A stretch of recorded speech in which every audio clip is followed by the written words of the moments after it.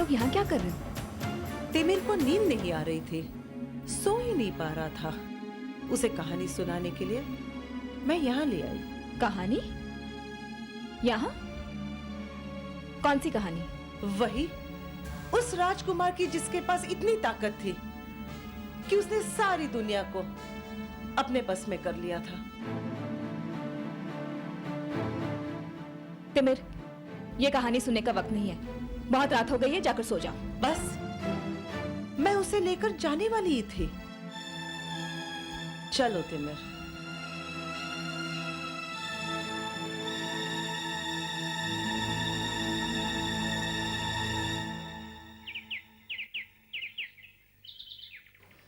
अब क्या किया है तिमिर ने? ये देखिए,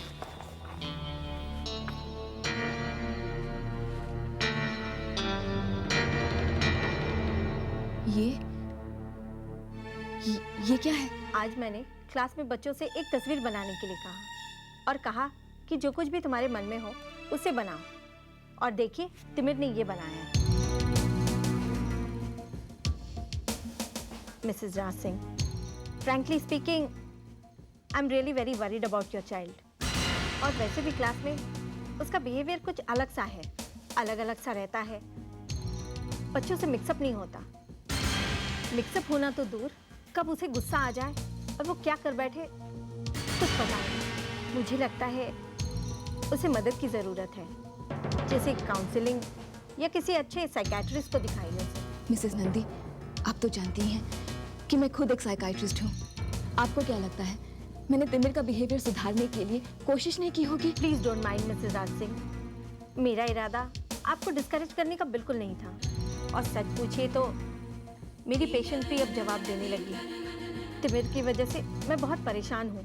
अगर उसके बिहेवियर में बदलाव नहीं आया तो मुझे मजबूरन स्कूल अथॉरिटीज से शिकायत करनी पड़ेगी और हो सकता है फिर तिमिर को स्कूल छोड़ना पड़े। Mrs Nandi, please school authorities को कोई शिकायत मत कीजिए। मुझे बस थोड़ा सा वक्त और दीजिए। आई प्रॉमिस, तिमिर का बिहेवियर सुधारने के लिए मैं जी जान से पूरी कोशिश करूंगी और आपको फर्क जरूर नजर आएगा। बस अभी आप किसी और से बात मत कीजिए। ठीक है मिसेस राज सिंह, अगर आप जिम्मेदारी लेने के लिए तैयार हैं तो मैं कल से ही तिमिर के बिहेवियर में फ़र्क देखना चाहूँगी। देखती हूँ कल वो क्लास पिकनिक पर किस तरह बिहेव करता है।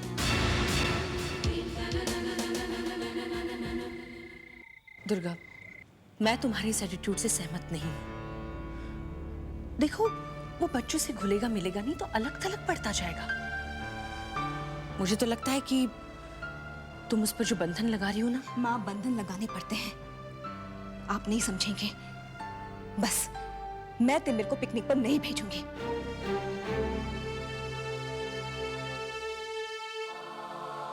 क्या क्या सपने देखे थे मैंने, क्या सोचा था मैंने।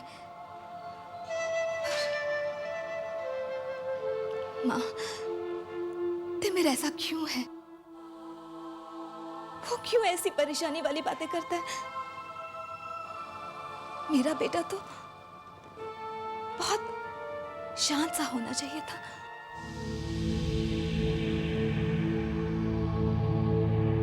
मन्ना, बस आई खुशी बेटा, एंड आई एम रेडी। खुशी बेटा, यहाँ के लोगों में कितना जोश है ना। एक छोटी सी पूजा के लिए मिसेस सिंह ने सबको इनवाइट कर लिया। यही इंडिया में होता ना तो सब लोगों को इनवाइट तो कर लेते हैं, लेकिन सिर्फ थोड़े ही लोग आते पूजा अटेंड करने के लिए। एक बात तो है खुशी, ऑस्ट्रेलिया में लोग एक दूसरे को मिलने जुलने का बहाना ढूंढते रहते हैं। अब देखो ना, मिसेस सिंह का 3 बार फोन आ चुका है, सिर्फ एक ही बात कहती रहती है, Vrinda please be there, please be there. वाकई मन्ना, यहाँ पर तो लोग बहाना ढूंढते एक दूसरे से मिलने के लिए, पर इंडिया में जो मजा है ना वो यहाँ नहीं। वो पूजा, वो रस्म रिवाज, सब कुछ अलग। यहाँ पर तो हर चीज अधूरी अधूरी सी लगती है। जानती हो मन्ना, कभी कभी तुम इंडिया को इतना मिस करती हो ना कि अब यही बात माहिर के सामने बिल्कुल मत कहना, वरना वो भी शुरू हो जाएगा, इंडिया अभी चलो अभी चलो। जिन हालात में हम लोग यहाँ ऑस्ट्रेलिया आए हैं वो तो हम ही जानते हैं। हाँ, अगर मधु की अचानक मौत न हुई होती तो शायद हम यहाँ नहीं आते। हाँ, वो तो एक हादसा ही हुआ था, लेकिन माहिर पर बहुत गहरा असर हुआ था। वो मधु को बहुत चाहता था और मधु भी उसकी बहुत अच्छी तरह से देखभाल करती थी। अच्छा हुआ खुशी हम लोग ऑस्ट्रेलिया आए, वरना माहिर मधु को कभी नहीं भुला पाता। वैसे भी माहिर मधु को अब तक भुला नहीं पाया, पर आजकल वो उसके बारे में कम बात करता है। पर मन्ना, आप इसे मेरा वहम कहे या मेरी कल्पना, न जाने मुझे ऐसा क्यों लगता है कि हमने माहिर को यहाँ ऑस्ट्रेलिया में लाकर एक बहुत बड़े खतरे को टाल दिया है। अब पुरानी बातों को याद करके क्या फायदा। खैर, ये सब छोड़ो, अब पूजा के लिए चले। माहिर कहाँ है? वो जनाब बाहर कार में बैठे हमारा इंतजार कर रहे होंगे। पूजा जो है तो सबसे पहले वही तैयार होंगे ना। लोग तो हैरान हो जाते हैं इसकी भक्ति भावना को देखकर, और उसकी कितनी बातें हमें भी कितना हैरान कर देती है ना मन्ना? इतना छोटा सा है पर इतनी बड़ी बड़ी बातें कर जाता है।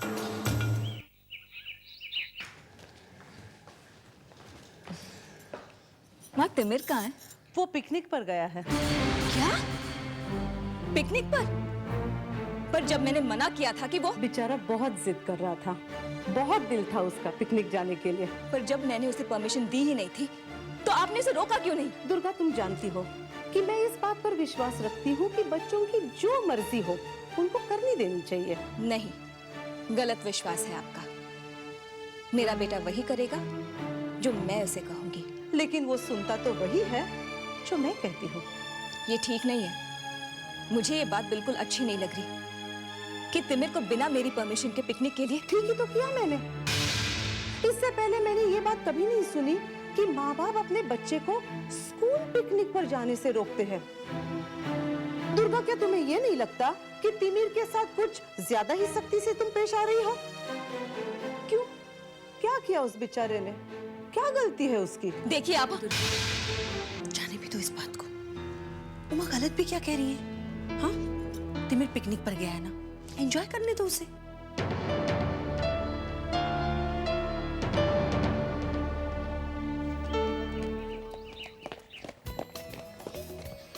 अरे देखो, इसमें तो फिश है। इसमें फ्रॉग भी है। चलो हम पकड़े। अरे, मैंने तुम सबको यहाँ पानी के पास आने से मना किया था ना। मैडम, इसमें तो फिश है। हाँ, फिश तो पानी में ही रहती है क्योंकि पानी ही उसका घर है। मैडम, हम फिश पकड़े? बेटे, अगर आप फिश को पकड़ोगे, उसे पानी से बाहर निकालोगे, तो वो बेचारी तो मर जाएगी ना, और किसी को मारना बुरी बात होती है ना? अच्छा चलो, हम कोई और गेम खेलते हैं। देखो, यहाँ आसपास कितने पेड़ हैं, कितने फूल हैं। जो कोई भी बच्चा मुझे एक चीज ढूंढ कर ला कर देगा, मैं उसे एक चॉकलेट दूंगी। Yes ma'am.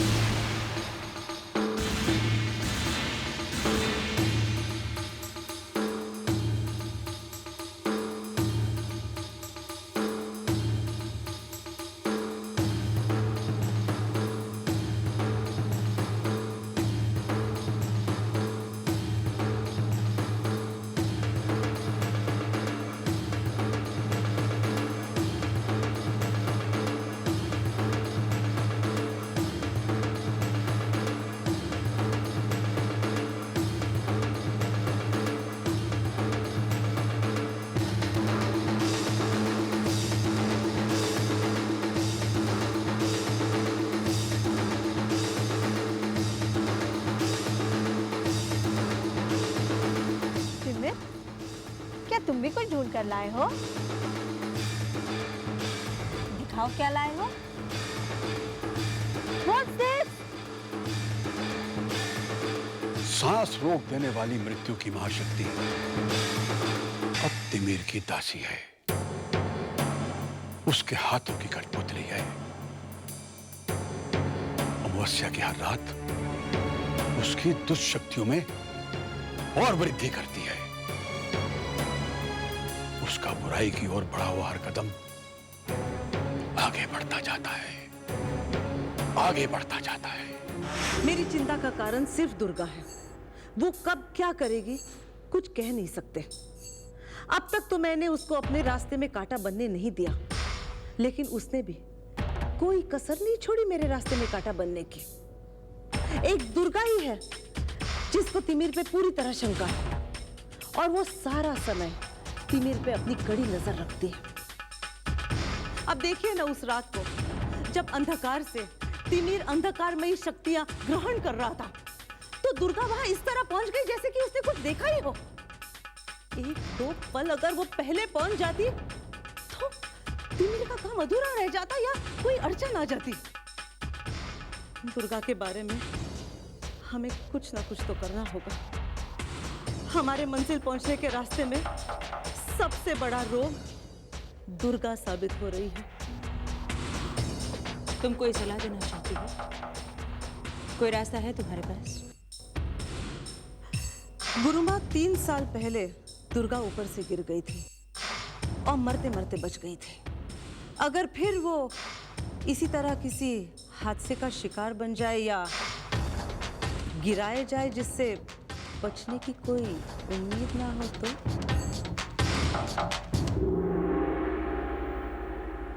और इस बार भी वो बच गई तो? खैर, दुर्गा को खत्म करना हमारे लिए कोई मुश्किल काम नहीं होगा। बड़ी आसानी से हम उसे अपना शिकार बना सकते हैं, लेकिन उसे बचाने वाला माहिर है। एक बार पहले भी वो दुर्गा को बचा चुका है।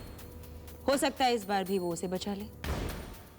अपनी मां की रक्षा करने के लिए वो कुछ भी करेगा, कुछ भी कर सकता है।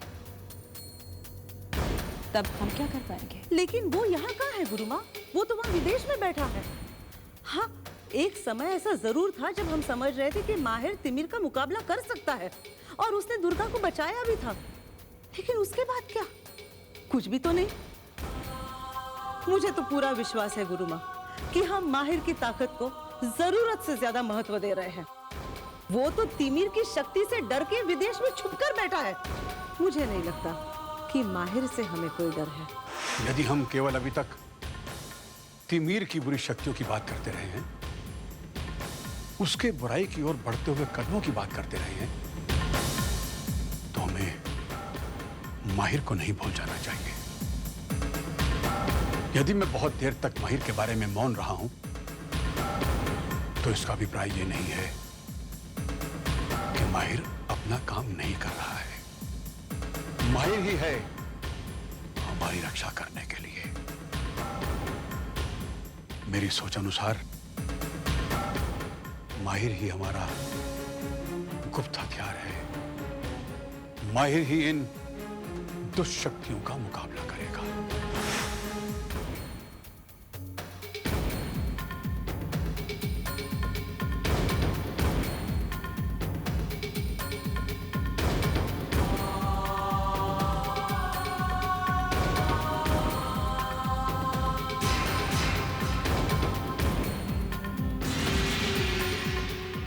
ये क्या?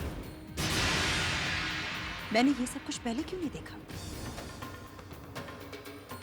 ये तो मैं जानती हूं कि माहिर दुर्गा का बच्चा है, दिव्य बच्चा है। वो